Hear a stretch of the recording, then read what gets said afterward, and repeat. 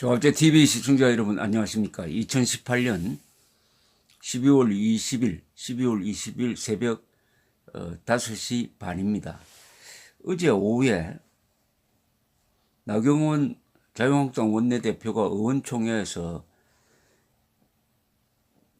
폭로를 했습니다. 이 폭로는 지금까지 청와대의 이른바 민간인 사찰 의혹 사건과 관련된 폭로 중에서 가장 광범위한 폭로를 했습니다. 그 정보 보고서 목록을 입수를 했다면서 폭로를 했는데 그 내용까지 가지고 있는지는 확실하지 않습니다. 일단 어제 나경원 원내대표의 현장 발언을 자유한국당 홈페이지에 올라 있으니까 제가 한번 소개를 해드리겠습니다. 나 의원은 이렇게 설명합니다. 화면을 띄워놓고 지금 화면에 띄워놓은 것이 무엇이냐? 바로 민간인 김태우 전 특감반원이 청와대 특감입니다. 청와대 특감반원이 컴퓨터에 작성했던 목록을 컴퓨터 화면을 사진으로 찍어온 것이다.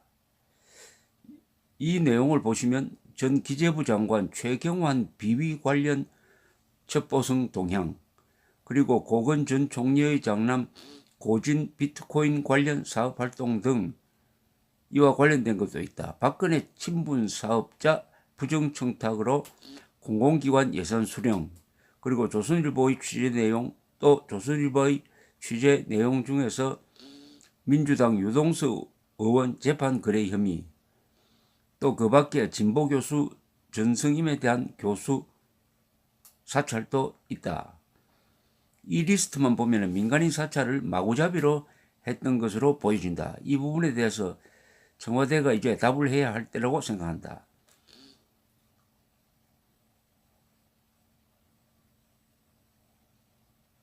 자, 그 다음에 뭐 여러 가지 아직 많은데 이걸 조선일보가 나 의원의 이 폭로를 좀 정리를 했습니다.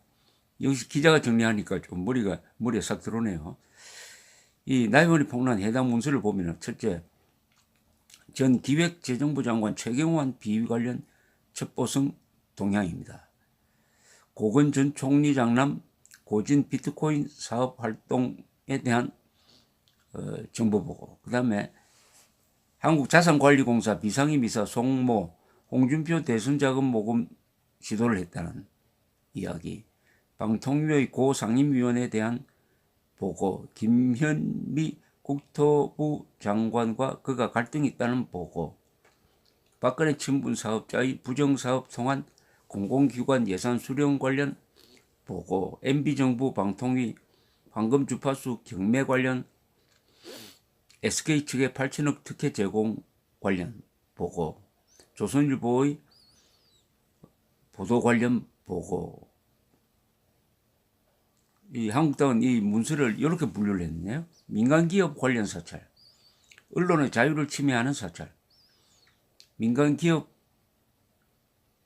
전 자유한국당 대통령 후보 관련 사찰, 대학 교수 사찰 등이라고 이렇게 분류를 했습니다.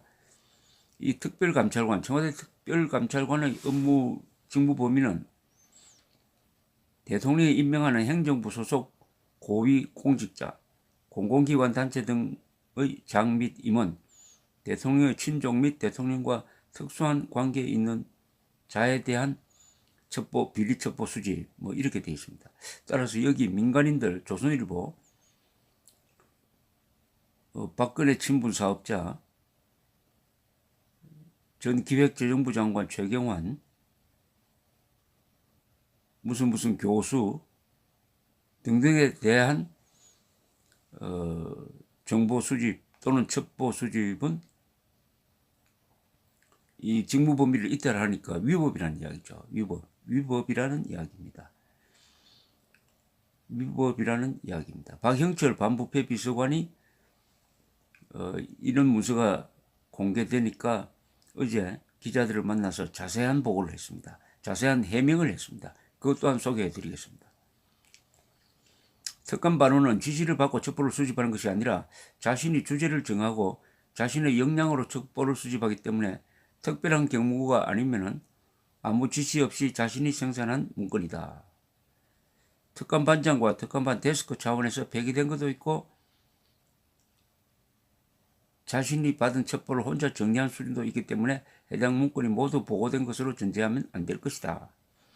방통위 고삼석 상임위원과 김현미 국토부 장관과 갈등 관련 보고, 주 러시아 대사 내정자 우윤근 국회 사무총장 금품수수 관련 동향 관련 보고, 고건 전 총리, 박근혜 친분사업자 등은 민정수석에 보고받았다. 박 비서관이 보고받고 그 중에 3건은 민정수석에게도 보고했다. 그 다음에 이 코리아나 호텔 사장 배우자 자살 관련 동향 관련 보고, 한국자산관리공사 비상임이사 송창달 홍준표 대선자금 모금 시도 등 4건은 특감 반장까지 보고된 문건이다.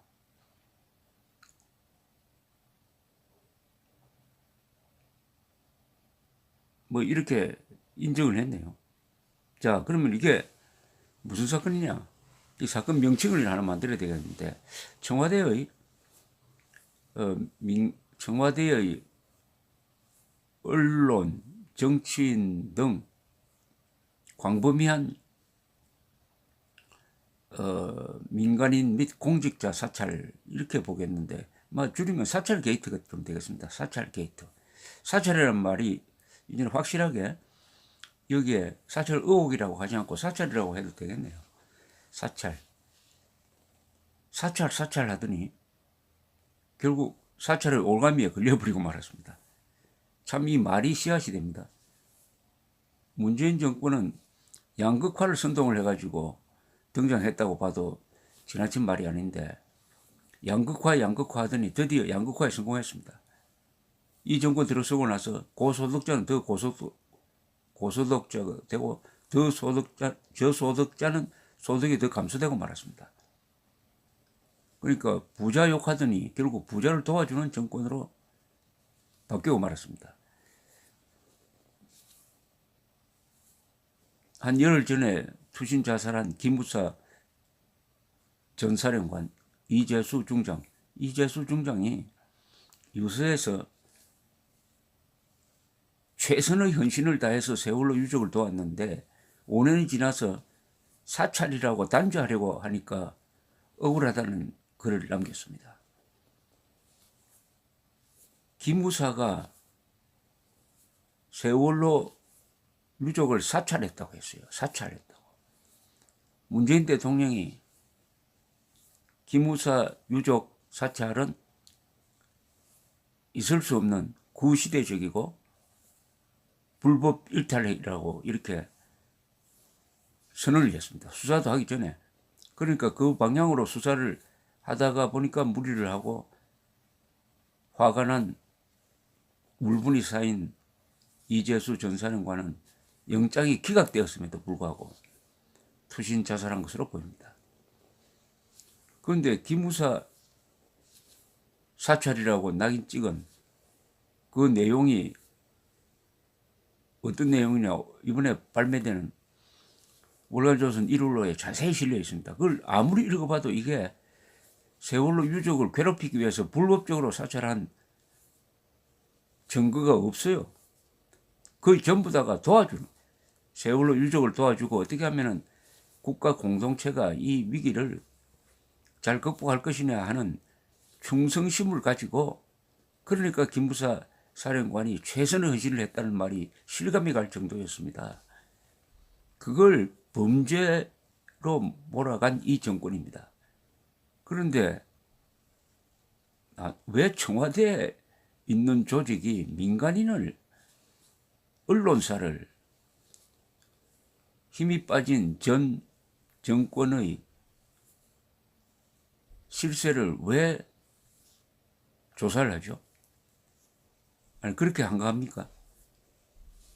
청와대가 왜 그런 짓을 하죠? 청와대가 흥신소입니까? 흥신소. 청와대가 남 약점 캐는, 그것도 민간인 약점 캐는 언론사, 하필 조선일보, 뒤를 조사하는 뭐 여기 이유를 여러 가지 붙였지만 결국은 뭐 조사관이 단독으로 했고 일부만 보고가 되었고 뭐 특감 팀장, 특감 데스크, 비서관, 민정수석 이 라인에서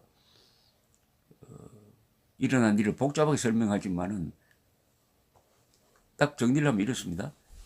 청와대가 국민을 뒷조사하는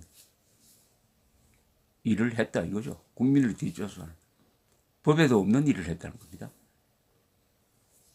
그리고 의혹은 뒷조사해서 자기 편과 관련된 의혹은 덮었다.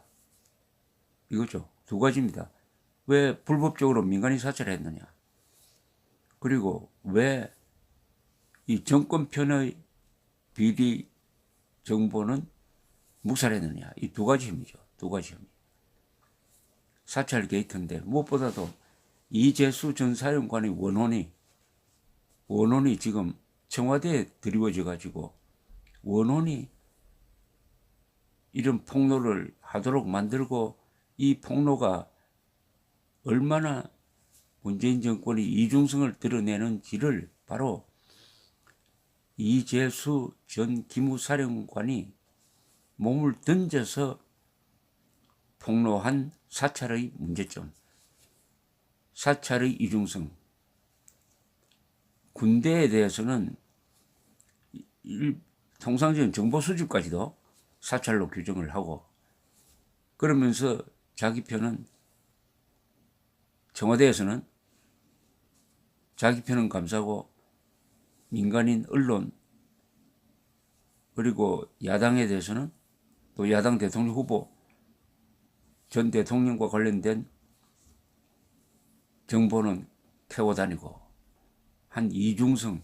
그러면서 김의겸 대변인이라는 사람은 나와가지고 문재인 정부에는 민간인 사찰이라는 유전자가 없다. 이런 발언을 하는 이 상황은 참 이 세상에 정의가 있다는 생각을 합니다. 정의가 있다. 사찰로 애국자를 그렇게 괴롭히더니 결국 그 사찰에 발목이 잡혔다. 앞으로 여기서 어떻게 빠져나갈 것이냐. 문재인 정권이 이 사찰 게이트에서 어떻게 빠져나갈 것이냐. 참으로 볼만합니다. 이 사찰이란 말은 법률 용어가 아닙니다.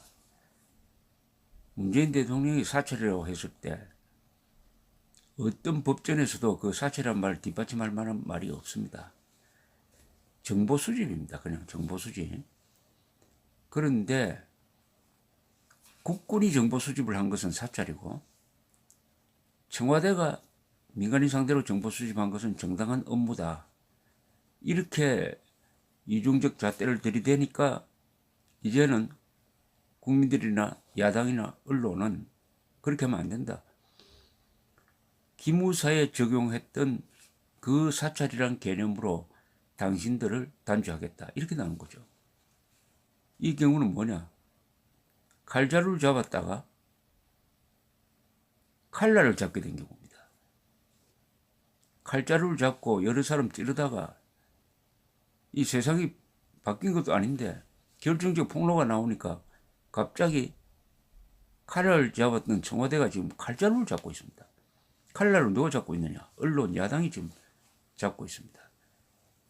참 이 세상의 오묘한 진리입니다. 오묘한 진리. 계속 지켜보면서 정의를 구현하는데 기여를 해야 되겠습니다. 감사합니다.